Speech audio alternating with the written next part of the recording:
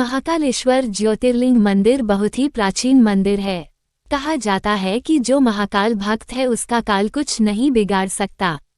शिव के 12 ज्योतिर्लिंग जिनको श्रद्धा भाव से पूजा जाता है, इसमें से एक ज्योतिर्लिंग महाकालेश्वर है जो मध्य प्रदेश के उज्जैन में स्थित है।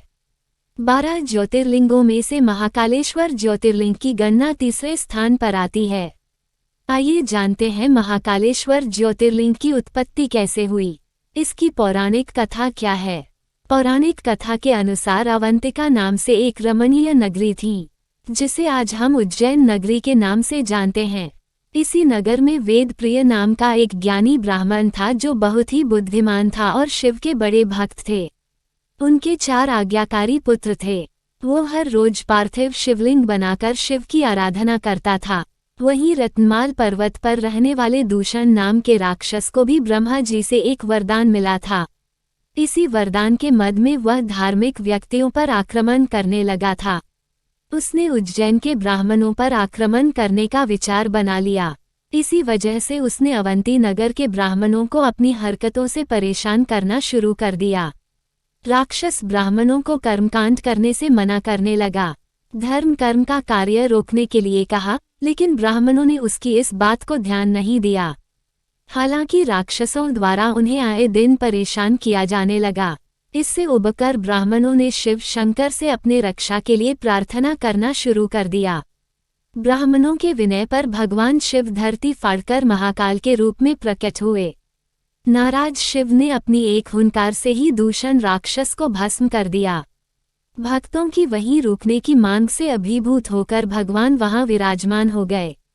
इसी वजह से इस जगह का नाम महाकालेश्वर पड़ा गया, जिसे आप महाकालेश्वर ज्योतिर्लिंग के नाम से जानते हैं।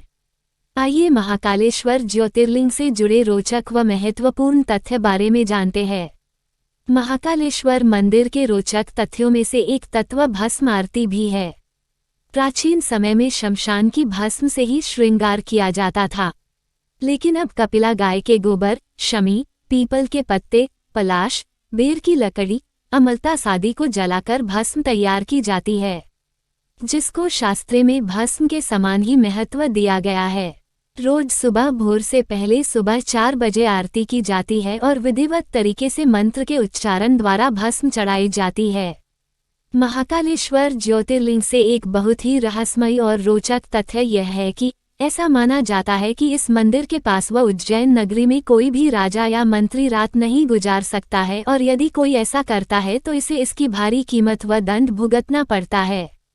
कहा जाता है यहाँ के राजा महाकाल स्वयं है। इससे जुड़े कई उदाहरण भी प्रसिद्ध हैं, जिनके बारे में आपको जानकर आश्चर्य होगा। एक बार देश के चौथे प्रधानमंत्री मोरारजी देसाई जब मंदिर के दर्शन करने के बाद रात में यहाँ रुके थे तो उनकी सरकार अगले ही दिन गिर गई थी।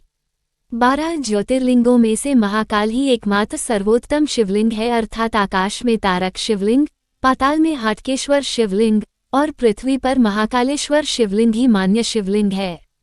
मान्यता है कि महाकाल मंदिर में शिवलिंग स्वयंभू है। विश्व भर में कालगणना की नगरी कहे जाने वाले उज्जैन में मान्यता है कि भगवान महाकाल ही समय को लगातार चलाते हैं और काल भैरव काल का नाश करते हैं। दक्षिण मुखी शिवलिंग। इस समय पूरे संसार के सभी शिव मंदिरों को स्थापित शिवलिंग और अन्य ज्योतिर्लिंग की जलाधारी उत्तर दिशा की ओर है, किंतु महाकालेश्वर ही एक ऐसा ज्योतिर्लिंग है जिसकी जलाधारी दक्षिण दिशा की ओर है, इसलिए इन्हें दक्षिण मुखी महाकाल के नाम से भी जाना जाता है।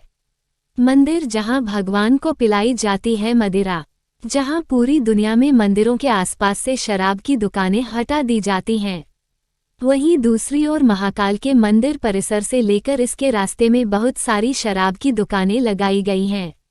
यहाँ प्रसाद बेचने वाले भी शराब अपने पास रखते हैं। आज तक ये कोई नहीं जानता है कि भगवान को शराब पिलाने का रिवाज कब से है और आखिर इतनी मदिरा पीते हैं तो जाती कहाँ है। धन्यवाद दोस्तों। यदि आपको यह वीडियो पसंद आया हो तो इसे अपने मित्रों के साथ शेयर करें और हमारे चैनल को सब्सक्राइब करें।